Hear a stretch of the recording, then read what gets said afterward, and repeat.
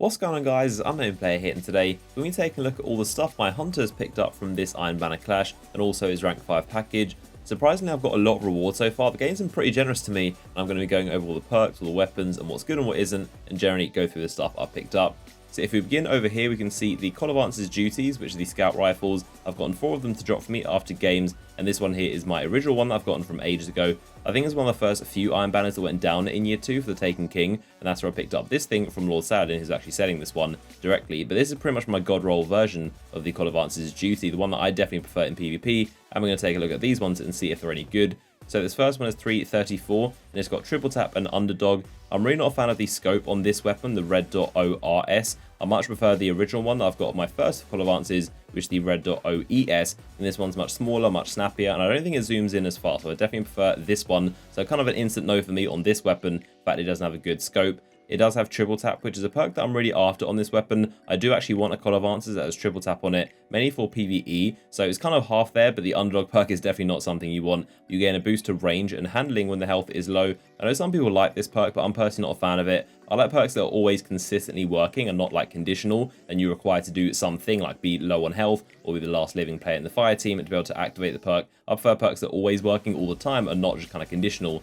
and depend on you doing this one thing. So underdog, not a fan of this perk, but it does also have hand laid stock in the middle column, which is a massive chunks of stability. So it's a decent weapon, it's kind of half there. It's got triple tap and also hand laid stock, but the other perks aren't really too great in my opinion. This next one is 334. This one's got Zen Moment and also Third Eye. Zen Moment is a perk that I do quite like, and I have it on my version, but I'm not personally a fan of the Third Eye perk. I don't think it really works on a weapon of this style. This is a very, very long range weapon. This is a really slow firing but really high impact weapon. So you're supposed to use it at very long ranges essentially. So I don't really think it's too much use to have Third Eye. I don't think many people are going to be rushing you, and you shouldn't really be in close range engagements with this weapon. So Third Eye can be decent on some close range guns, maybe like hand cannons or pulse rifles, autos, but for a scout rifle like this, I don't think it's going to be put to use all that much. In the middle column, it's got high caliber rounds, injection mold, and also oiled frame.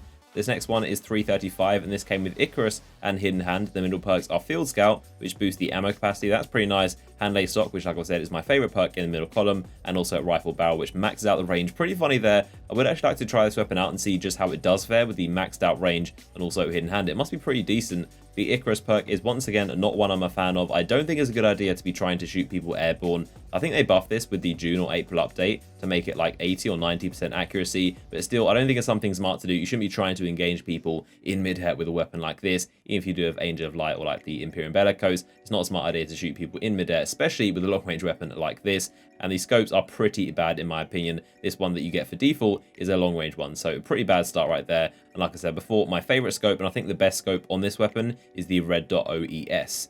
Now this final one I got is 335 also, so pretty nice, and this came with Zen Moment and Army of One. Once again, not a perk I'm a fan of. To me, it kind of seems like a perk that should be on an armor piece. It doesn't really suit on weapons in my opinion, but the middle column is armor piercing rounds, casket mag, and also custom optics, a pretty awful perk. But he's got a decent scope on it. This is probably my second favorite to the red dot OES because it's quite low zoom and pretty nice to look through.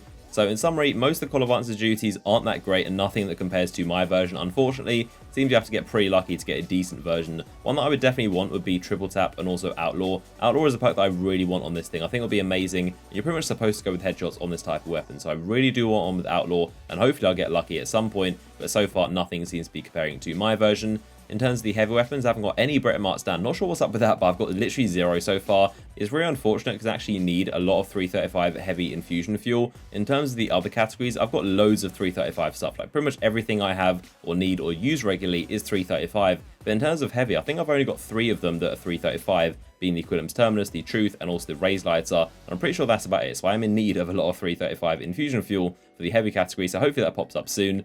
Now, in terms of armor, I managed to get 3 of the helmets, 1 PlayStation one and 2 of the normal ones.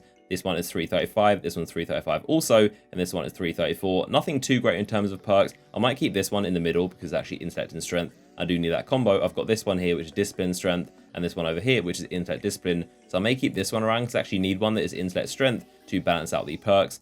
Now, in terms of the cloaks, I got one of them to drop for me, the PlayStation 1 at 334. You can see it here, nothing too special, nothing worth talking about in terms of perks. Now, if you look at the rank 5 package, pretty disappointing in all honesty. I managed to get a cloak at 335, at least it's 335, which is decent. Like I've said in all my Iron Banner videos, I really wish the weapons were a lot more weighted in these packages, because it seems a little bit lackluster to get an armor piece, which is nothing really interesting to it. You can't get good rolls in it, whereas weapons can be a lot more interesting and behave differently. So I really hope my Warlock and Titan packages are a bit more interesting anyway, and of course I'll make a video showing off the loot I get on my Warlock and Titan when I get them to rank 5. So that is all the stuff my hunter has picked up so far this week. Leave a comment down below with the best thing you've gotten so far from this Iron Banner. Always love reading all your comments. Leave a like on the video if you enjoyed it, and I'll see you guys in the next one.